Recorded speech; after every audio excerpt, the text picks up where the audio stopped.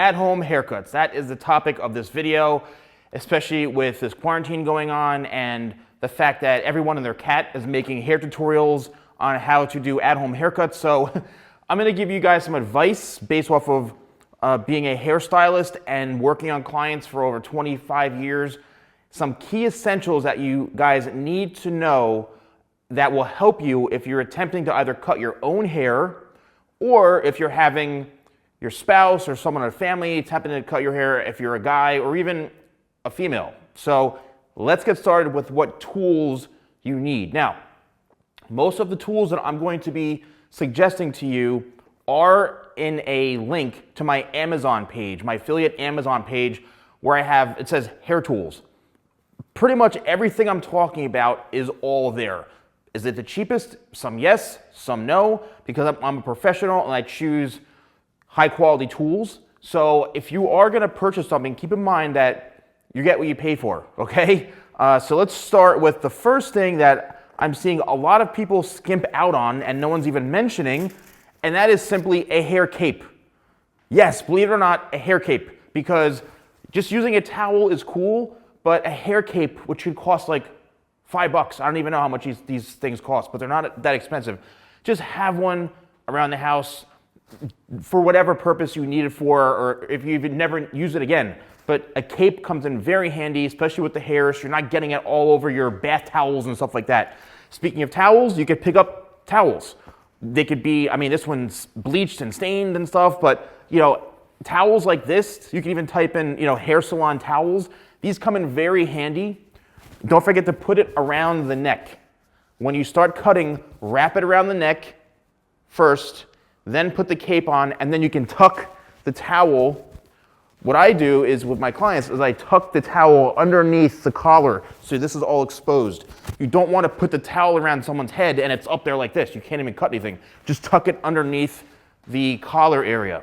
All right, now a spray bottle. This is a mister. Any sort of spray bottle for putting water in is very essential because you want to make sure you're cutting hair for the most part on damp or wet hair, depending on what you're doing, which I'll talk to you guys about in a few minutes because excuse me, I'm all over the place here. It does really depend on the type of haircut that you're doing and what tools you're using. Starting with, you know, if you're a guy and even a female and you're getting your hair cut like this short over here, like either a number 1 guard or 0 guard, or you're used to going to your barber every like 2 weeks to get a skin fade, the best advice I can give you is do not attempt a skin fade at home unless you've done it before and you know what the heck you're doing. I've seen monstrosities come out of people trying to, you know, cut their hair with no guard and fade it up, and they cut it all the way up to here and they don't even fade it. It's just like a mushroom on their head. Don't attempt a skin fade. The best thing you can do, get a good pair of clippers, which you could use, you know, the magic clips from Wall, you know, anything that looks kind of like somewhat of a professional clipper. Invest in those. Again, they are the ones that I use are on my Amazon page. Also, guards. You want to make sure you pick up a guard kit like this, which ranges from a number 1 all the way to a number 8. You need to have these guards because they're better than the real cheap, I mean, they're plastic, but these actually snap on right here and they're metal right here. So I suggest using the higher quality ones.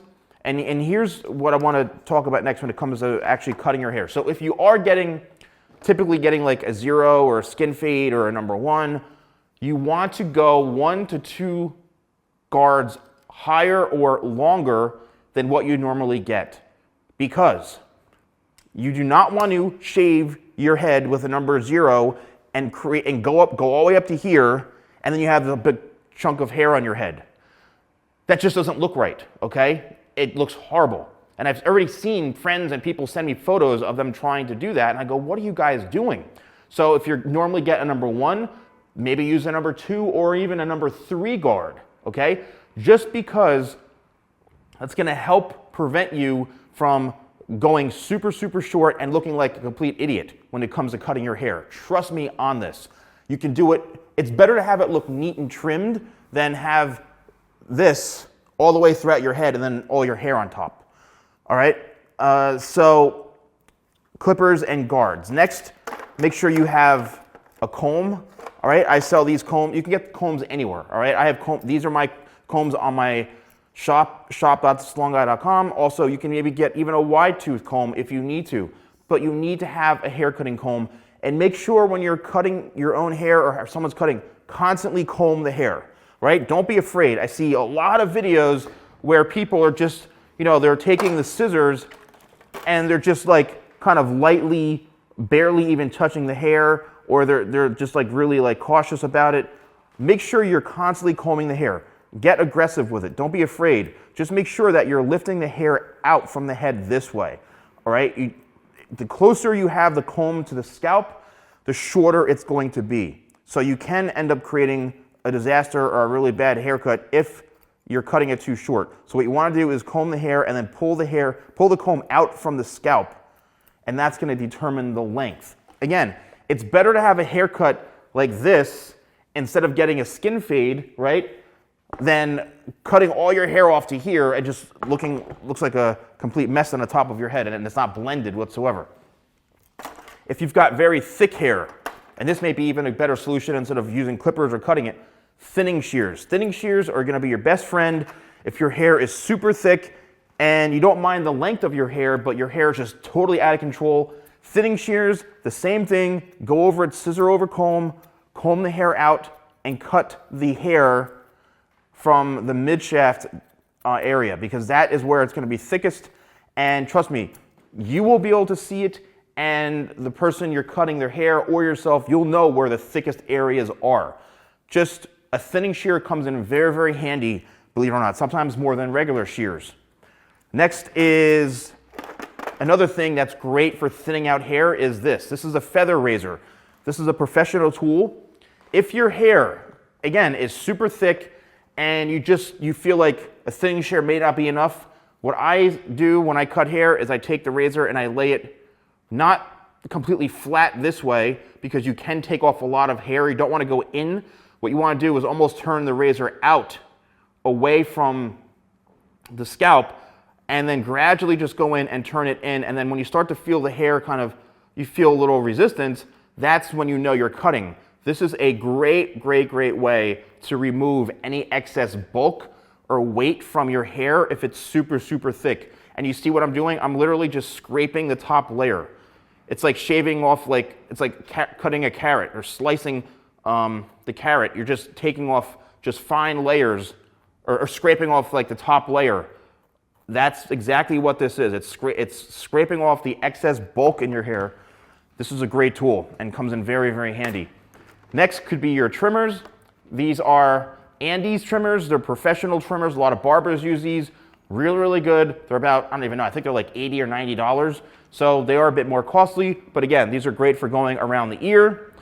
Or you could use, which I suggested also, is the Phillips One Blade, which you can use not only to shave your face. I look like a mess. I'm a complete mess right now. But you could also use this around the ear as well. But the great thing about this is that you really can't mess up your hair or cut yourself with this thing.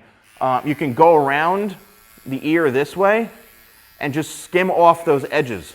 So you're going to use this and you're just going to follow around, again, not going too high, just cutting off the excess hair around the ear. This is a great tool for this. The problem I see when people use trimmers like this is they end up gashing a huge line or cutting a bald spot in their hair, or when they're going around the ear, they go way too high up and through here. So you need to be careful when it comes to doing that. Another great tip, okay? Another great tip when cutting, if you are cutting your own hair or someone else's hair, is that if you just want to clean around the ear or the hair's getting long, comb it, make sure it's wet, comb the hair down kind of in the direction you want it to go in, meaning like comb it back this way, right, or forward. But the best thing to do is to comb it back like this towards the ear, because that's going to show how long it is. If you comb the hair forward, you can cut it this way, but you really want to comb this hair because you want a clean line around the ear. Comb it forward like this, and then don't touch the hair.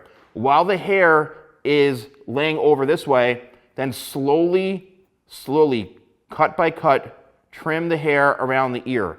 And what that's going to do, believe it or not, you're going to cut all this, and then when you comb it straight down, you're actually going to have a fairly clean line around the ear, and it's going to look so much neater. Sometimes the hair looks really out of control if it's just straggly around the ears. Give yourself a little cleanup around the ears, you know, just like this, nice and slow. I mean, obviously, I'm probably going to cut my ear off. I'm not even looking at anything, but just nice and slow. Comb the hair this way towards the ear. You'll see how long that is. Get rid of all that following around the contour around the ears, all right? Same thing throughout the back. Comb it straight down and cut around following the hairline. What you want to do is you want to trim around the hairline because that's where the hair is growing. What else is there, folks? A brush. This comes in very, very handy. If you are cutting hair yourself or someone's cutting it for you, just get one of these. It's a neck duster. Just get rid of, this really helps get rid of all the hair. You can use like the barber talc powder as well or baby powder just to get that hair off. Trust me, this thing comes in very, very handy. Now here's a great tip if you want to just clean around the ears and sometimes just by cleaning around the ears on hair that's even a bit longer makes it look that much better. So what you need to do is need to comb the hair, not down or this way, comb it towards the ear, right? Follow the contour. So even if you're combing it on an angle, remember not straight down, but towards the ear this way, what you're gonna do is you're gonna cover this area up. That's your opportunity to follow your hairline and trim very carefully and lightly around your ear. Because sometimes all you need to do is just comb the hair back and cut it around the ear to make it look much neater. Trust me, it's a big, big, big tip, right? Another thing that I suggest doing is, when it comes to cutting, is point cutting if you need to. And point cutting means basically you take the scissors and instead of holding it this way, parallel with the comb, it's like imagine if you're going to shake someone's hand, you're going to shake someone's hand and you're going to point the scissors this way. You're going to lock the comb in, pull the comb out to the desired length you want, and then you're pointing and cutting ever so slightly into the ends of the hair. That's what point cutting is, all right? And that helps give a little bit of texture. Keep in mind though, when you're point cutting, you may not be cutting all of the hair in one section. You may be leaving some of those dead ends. So what I suggest doing is making sure you've got a solid foundation or all the hair that needs to be cut is cut. Then go back in and point cut to add some texture because again, you don't want to miss out on any hair that's like fried. And when it comes to ladies, when it comes to cutting your own bangs, things like that, I suggest doing it on dry hair, and I have done numerous bang videos. So please just search bangs, the salon guy, and you'll see all my stuff. Point cutting can be your best friend if you're very, very nervous. I suggest doing this on dry hair and just starting very, very, very slowly.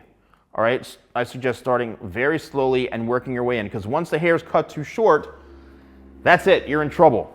Now, when it comes to layering your own hair, you can do this either wet or dry, but the key is to really check for balance and to only cut what's needed. Meaning, I don't suggest going in and trying to give yourself a full layered haircut like your stylist does, trying to cut off 2-3 inches of your hair, all right? The most important thing is when you comb the hair up, is you have to lock in your fingers at the very bottom, right? I'm almost like I'm teaching you how to cut hair. Lock in your fingers at the very bottom, and the fingers need to follow the comb to the desired length. So if you comb this up and you're like, you know what, my hair is disgusting, I hate it, I want to cut a little bit more, then do it at your own risk. Cut that much. If you're just cutting the ends, you want to extend it all the way to where you see those ends and cut straight across. Don't lose this. This is your guide. This is the section that you need to be able to cut the rest of your hair on top. And keep in mind, when it comes to hair, you've got the top, the corners, and the sides. So you really want to check for balance and making sure it's even. Because if it's even right across and through here, this is what it's going to look like. All right, let me bring it over there. You're not going to even see anything. If it's uneven or it's all over the place, you're going to see hairs that are just all over. And that's what you need to balance out. That's why, cutting it carefully and not cutting it too short is going to be helpful to you. So you're going to follow this all the way towards the back of the head, bringing everything straight up this way. Again, this is if you're trying to do it yourself. And now for the corners, what you need to do is the same exact thing, but now we're dealing on the corners of the head, which is the round of the head right in through here. So you're going to take everything out from the head this way, and then look for what needs to be cut to match this part in through here. And that's what's going to keep your layers looking good. You don't want to bring this, right, all the way, like say you cut the top in the middle, you don't want to bring this way down and through here because you're going to miss the key area. All right, again, the corners are the round of your head this way. Make sure that you cut it in that kind of flow. The top, the corners, and then the sides, if needed. And the sides, again, this is where you can either bring this all forward or you can bring this straight out. It's not the easiest, right? It's not the easiest when it comes to cutting your own hair on getting these angles. I know it's very, very tough. Another thing that I've seen people do is take, I'm just going to put this down here, take all of their hair like so, and they put everything into one giant ponytail. I've seen this a million times. They put everything into one giant ponytail right in through here and then cut all of this. Now, I don't suggest doing that because it's going to be very, very uneven and very, very choppy. But if you do decide to do this at your own risk, go for the longest point into here and just look and see what needs to be trimmed as far as what the dead ends look like. Because here you can see everything, but I don't suggest taking this and chopping off like 3-4 inches of hair unless you really can see and you're consistent with this and comfortable, right? Because again, what's going to happen is this is all going to come down and it's going to be very, very choppy. It's like when people take their bangs and they twist them together and cut it this and it jumps up and it creates a huge disaster.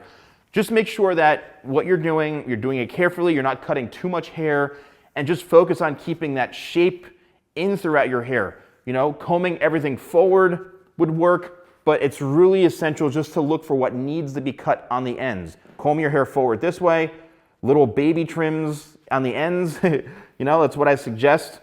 Bring the hair towards your face, you know, whatever you have to do to make sure that you can see those dead ends clearly. And that's it. You know, I take this very, very seriously. I wish everyone safety and good health. This is no joke. I do know people who have, you know, passed away, or family members who have passed away from this horrible outbreak, and it's just ridiculous. So please, you know, stay home or stay away from people, or just be safe and careful. And I wish you all the best. All right. So thank you guys so much for watching. Don't forget to like, comment, and subscribe. And I'll see you next time for more videos with the Salon Guy.